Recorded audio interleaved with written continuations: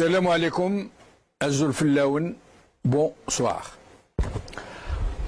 À l'instar de son prédécesseur, très prolixe, qui intervenait sur tout et n'importe quoi et qui avait eu le mérite, faut le dire, il avait eu le mérite de montrer clairement que l'armée est le véritable maître du pays, le faiseur de roi et une entité à part qui n'obéit qu'aux généraux qui en ont pris le contrôle. Donc, à l'instar de son prédécesseur, l'actuel chef d'état-major aussi, le général de corps d'armée Saïd Chingriha, ne se démarque pas de cette outrancière attitude, puisque lui aussi semble se complaire dans cette suprématie affichée et fièrement revendiquée d'une junte qui s'assume, qui s'affirme, et même qui se considère une entité parallèle à la nation, une aristocratie régnante, puisque M. Chingriha, comme son prédécesseur, ne craignent pas d'affirmer haut et fort que l'armée et le peuple sont khawa-khawa, deux entités séparées, mais khawa-khawa. Khawa-khawa. La subversion a vainement tenté d'inséminer au sein du Hirak, mais qui n'a été repris que par les nervis infiltrés du régime qui prêchaient dans le désert, qui scandaient ce qu'il voulait être un cri de ralliement, mais qui n'aura été qu'un mot dans le désert, qui n'aura réussi qu'à les isoler et à les identifier, puisque le Hirak a de tout autre slogan aux antipodes de celui-ci, comme Madaniya Mashi Askariya, Mukhabarat Irhabiya, Tasqut al-Mafia al-Askariya. Oui, c'est dire que la junte n'a plus de recul, qu'elle ne craint plus de se montrer sous son véritable jour, voire même de rappeler à sa manière, pour que nul ne soit tenté de l'oublier, que c'est elle qui a imposé Tebboune aux Algériens malgré eux, comme elle a imposé tous les autres, et que les élections n'étaient que vaines parodies destinées à la consommation des gogos et des opinions publiques occidentales.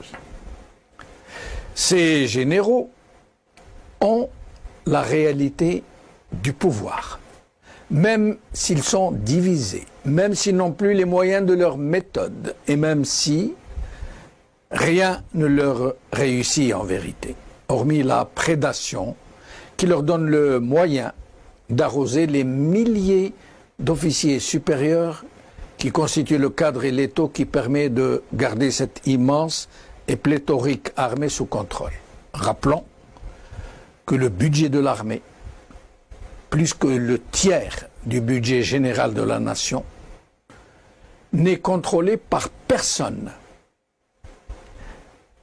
ni quand il est présenté, ni à la demande, ni à la dépense. Personne ne sait où va l'argent dépensé par l'armée et qui est un budget énormissime.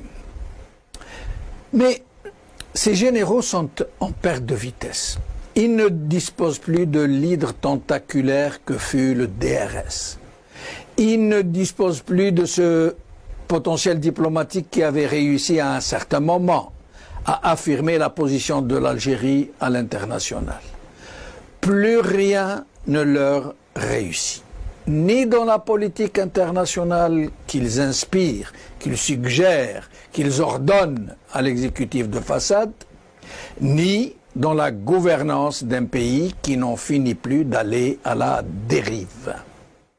C'est une débâcle sans fin, tout particulièrement quand une partie du haut commandement a jeté certains parmi les plus importants de ses propres généraux, de ses généraux les plus importants, en pâture à l'opinion publique.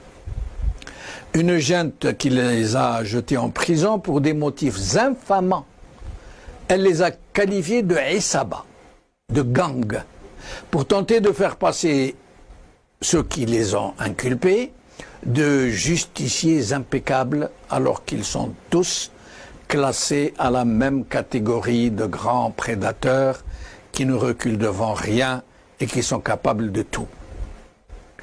Ils ont jeté plus d'une quarantaine de généraux de premier plan en prison, 2 premiers ministres, plusieurs ministres, le propre frère de l'ex-président qui était pourtant leur vrai parrain, et un grand nombre d'autres barons du régime et autres oligarques du premier cercle.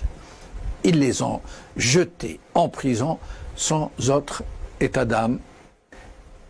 Mais aujourd'hui, ce brouillon de Tebboune qu'il qualifie de lem shaml, cohésion populaire ou réconciliation nationale ou quelque chose du genre, reste très flou.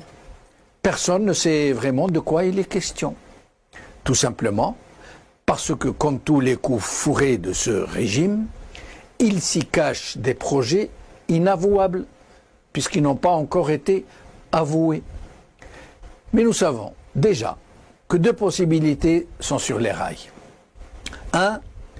Libérer leurs amis, clients et associés qu'ils ont eux-mêmes mis en prison, et c'est bien pour cela qu'ils gardent des centaines de détenus politiques du Hirak au frais pour s'en servir en vente concomitante.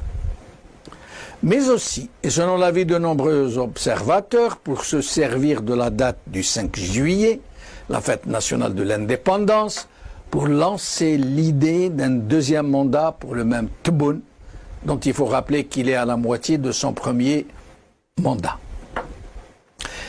Une inconnue demeure cependant, le Hirak, dont le régime sait très bien, même s'il fait tout pour ne pas le montrer, qu'il est toujours vivant, vivace, sous la cendre de la subversion. Un Hirak qui peut repartir à n'importe quel moment. Regardez ces quelques images des funérailles de Abdelraouf Kirar Birahmou, fils de Mustafa Kera, détenu politique qui a été autorisé aujourd'hui à se rendre à son foyer sous la garde de dizaines de gendarmes pour rendre un dernier hommage à son fils. Regardez. ماشي عسكرية، دولة مدنية، ماشي